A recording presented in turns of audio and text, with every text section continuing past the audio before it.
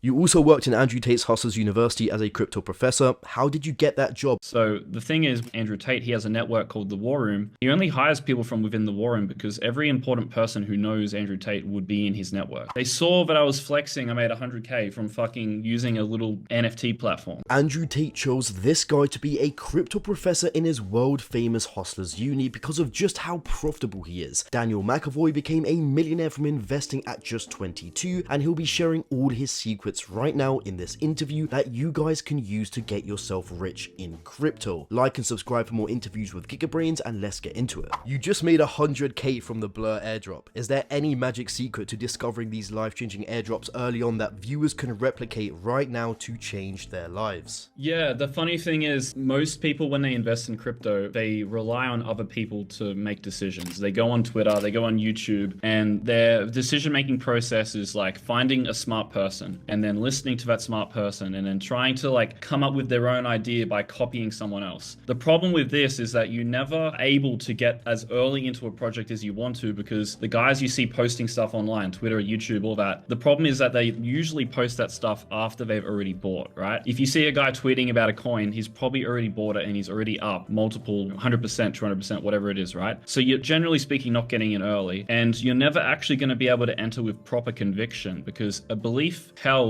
that was just copied from someone else is not a proper belief. And the thing is, I made $100,000 on Blur because I created my own entire investment thesis in crypto that no one had talked about back in October, November, December. I've been basically like creating this thesis, and I've created YouTube videos, I've created full documents talking about this thesis, and it's called the NFT exchange token thesis. No one talked about this back in October, but have you seen the past week? Literally everyone is talking about NFT exchange tokens like Blur. Blur is the one that I made $100,000 from. And so it's funny because everyone is now trying to farm this Blur airdrop, because there was the big one at the start, and now there's another one. The thing is that the next airdrop is not going to make anyone money because everyone already knows how big Blur is. Everyone already saw how much money we made. They saw that I was flexing. I made 100K from fucking using a little NFT platform, printing money from thin air. Like, they've seen it, and they know that it's, you know, it makes people money. When you need to see that it made you money to then finally start hopping into it, that's when you're not going to be able to make money, because the money's already been made. So how do you find these projects early? Well, you have to become competent enough as an individual that you can come up with your own ideas. You can't just copy other people. You can't just blindly follow what some dude on the internet that you've never met says. You have to come up with your own shit. And that's what I did. NFT exchange token thesis. I basically said that OpenSea is winning. They have no competition, but OpenSea is a shit company and their team moves very slowly. They've barely changed anything in like fucking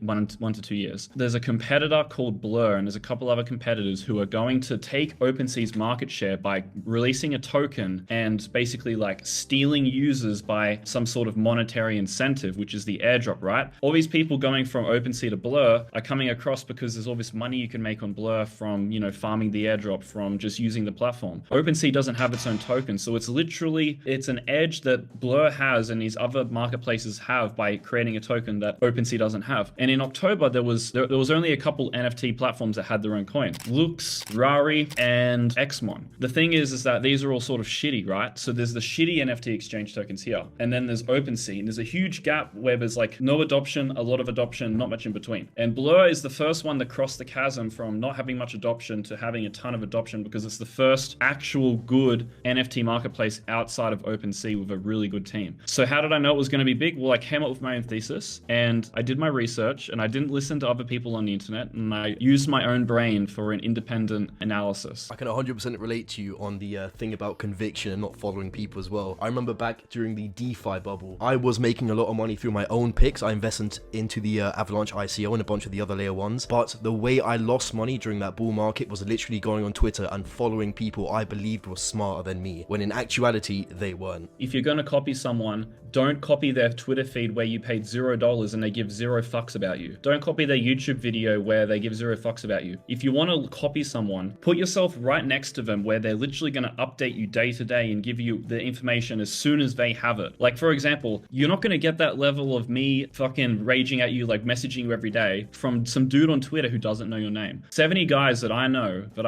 are in my groups and stuff and I help made between $2,000 to $60,000 from the Blur airdrop because I told them, don't be lazy, do the airdrops. It's not guaranteed money, but it's like a very, very good bet. It's a very high probability of success. For these reasons that I already knew in advance, do it. And that was a good example of how to actually action something that maybe wasn't your own thought. Someone do it properly. Don't be lazy. You became a millionaire at 22, which is a testament of how good of an investor you are. Apart from airdrops, what other ways have you found to make money in the crypto space? Airdrops have been, probably like 20% of it or something. I have a name for one of my main ways that I make money, which is called free money opportunities. It's basically like things like airdrops or pre-sales or NFT launches like whitelists. Just different ways where you don't really do much and you don't really invest much money, but you make a bunch of money for basically doing nothing. Let's say you minted Mechaverse, the NFT, for 2 ETH, whatever it was, in the bull market. And it literally, an hour after minting it, it's now worth 5 times more. You did nothing, you invested basically nothing, and you made money from thin air. That's one of the main ways that I'm able to make money. It's my edge. Besides, it's investing, long-term investing. Every method that I do, it's all about having it hands off. I don't want to be looking at the charts all day. I don't want to stare in front of a screen, having this light come at me 10 hours a day. I want to like live my life. So every way that I make money is, it's supposed to be, you invest a little amount of time for the maximum return. So long-term investing, it's really good because you remove time frame from the equation. Trading, it's annoying because you have to sort of babysit positions to do it properly, right? If you go to bed with a trade open, it's not very smart. If you're a proper trader, you're awake, you have an hour or two at the market open or whatever it is, pre-market, where you're trading, when the volatility's there, you make money and then you call it a day. You tend to not keep positions open. You can, but it's generally not what you do for short-term trading. So I try to avoid that because of how much time it requires and, sitting in front of a screen doing that. Investing, no time frame. It's you enter a position, and if it takes a week, a month, 6 months for your thesis to play out, it doesn't really matter. When you remove time from the equation, it becomes a lot easier to actually implement because it's just about what's the thesis, buy at a decent price, wait. It doesn't matter how long it takes, you can wait. Like you can wait for the thesis to play out. You don't have to worry about it like with trading where it's almost like a ticking time bomb essentially. And also with trading, you have to pay funding fees. And if you're in a position and funding's against you, you're constantly having your money just being eaten for having an open position, whether it goes against you or not. So yeah, it's NFTs, investing, airdrops, that sort of thing. No trading, no yield farming. I think yield farming is very similar to basically collecting coupon codes or going to the cheaper petrol station. It's a brokey mentality. It's a form of penny pinching. If you're going to put your money on Celsius to collect a 5% return and then they're going to rug pull and you lose 100% of your money, you're not very intelligent. If you're risking all of your money to make a very small percent of your money, the risk to reward skew is heavily weighed against you. It made zero logical sense. I've never made a Celsius account. I've never used any of these yield farming platforms. The only one that I've actually used was actually BlockFi, and I put about $100 in there to test it. And then I was like, you know what, this is not worth my time. The money in crypto is in the delta. Delta means the price change of the asset, right? You buy Bitcoin at 10,000, you sell it at 20,000. The money in crypto is not in, let me put this Bitcoin in Celsius and make a little 5% return. I made $50, whatever it is. No, that's not what the money's in. The money's in the delta. Even if you yield farm something and it gives you a 500% APY, the only way it actually made you money is if the Ponzi scheme went up enough in terms of delta to cover that 500% inflation that's occurring while you're, doing the staking, if that makes sense, right? If there's 500% yield that you're getting, that's 500% inflation that the entire coin has. If it sustains the same price, but there's 5 times more coins, the market cap went up, which meant that there was delta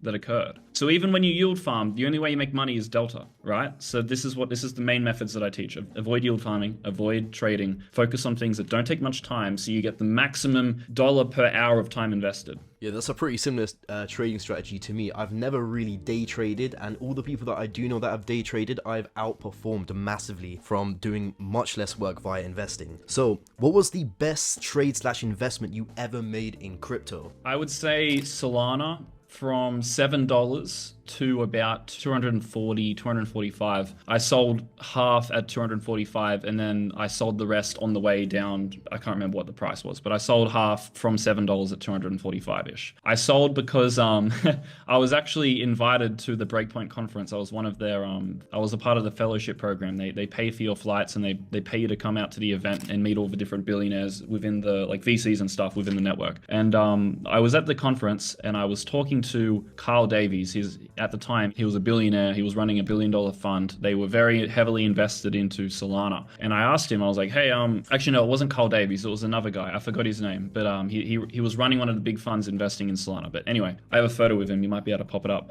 I asked him, I was like, hey, Solana's performed really well. Have you guys like taken any profits or anything? And he gave me a really sus answer. He was like, we've managed a little bit of risk. The answer he gave was a bit sus, and I got the vibe that he exited Sol. And there's a video on Twitter that put around of VCs on a call together, and they're all sort of like jokingly like saying how they've sold like a really large amount of their Solana at these prices. And it was around the time of the conference. And I just put two and two together. The peak hype of the conference. There's so much hype around Solana. Like, how could the price go high? I sold half at the conference. I was like, fuck it. Like, it's not going up more. You also worked in Andrew Tate's Hustlers University as a crypto professor. How did you get that job, and what was it like working under him? Yeah, so the funny thing is, getting jobs in the online space, most business owners who run coaching or networking or just online sort of products and services, they tend to hire people from within the company. So let's say there's a fitness offer and they need more salespeople. Often they'll hire the salespeople from guys who've already gone through the program. So the thing is, Andrew Tate, he has a network called the War Room. He only hires people from within the War Room because every important person who knows Andrew Tate would be in his network. Like, if you like Andrew Tate and you're successful, how could you not be inside the War Room? Why would you not want access to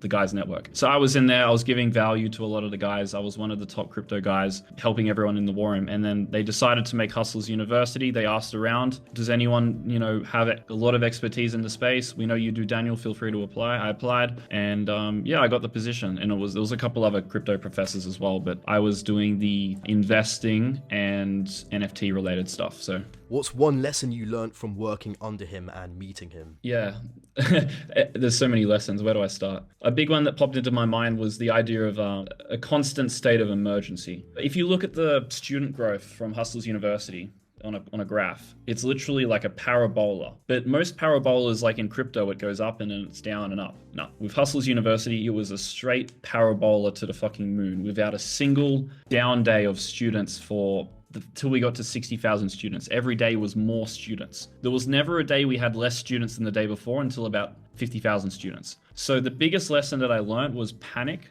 and panic early. Like, you should always panic early. Like, panicking early is better than panicking late. So if you're gonna stress out about something to minimize a problem, panic as soon as possible. So we would have a day where we didn't go up as much as the last day. And that would cause a state of emergency. Like, why are we slowing down? Why did we not add 2 times more students to the program? Like, why did not enough people know us? Why are the people inside this group not already making so much money? Like, how can we make this better for everyone? It was always like a constant, tiny things would go wrong, or there'd be tiny stops in momentum, and it would be panic mode. And that state of emergency is what keeps everyone working at their like full potential. Because when you think about it, right, when did you do your best assignments? It was the day before, right? You never did a good assignment when you had a month to prepare and you did a little bit for the whole month. No, it was shit. Your best assignments were done the day before without any distractions. You did 6 hours of work at the computer, you smashed it out. The same thing is applying for Hustlers University and everyone associated with the functioning of the company, right?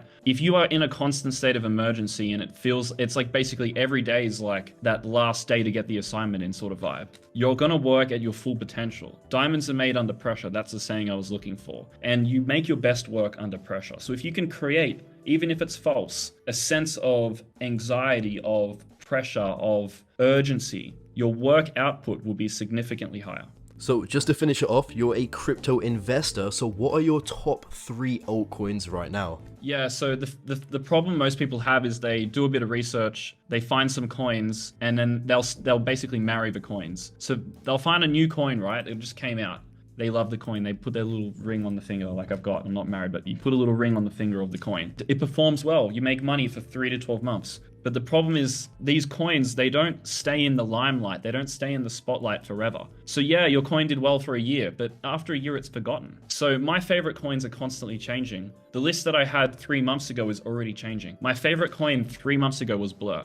If we had a call 3 months ago, I would have said Blur. Blur, Blur, Blur, Blur, Blur. But now Blur's played out and I sold most of it at 80 cents. It did go up a bit higher, but I sold most of it at 80 cents. And I still hold a little bit, but it's not my favorite coin anymore. My favorite coin isn't even out yet. It's called ZK Sync. It's a L2 built on Ethereum that hasn't even launched yet. So that's my top one, and I'm still researching to find the next two. Besides, okay, the other one that I would say is Ethereum, but that's an obvious bet, right? Ethereum is what everything is being built on. Coinbase literally just announced they're building their own L2 app chain called Base, and it's going to be built on the Optimism rollup technology. So, like, if the Coinbase is now building on Ethereum, like, it is insane. Ethereum is number 2. ZK Sync is number 1, and I'm still searching for number 3. See, most of you guys, you've already found your coins you want to own. That's a bad approach. The coins you want to own shouldn't even be out yet. They shouldn't even have a fucking token. In fact, they shouldn't even say they're going to make a token. If you found a great project and they said, we're not making a token, give it 6 months, they'll have a token, and you'll be early enough that you capitalized on that opportunity.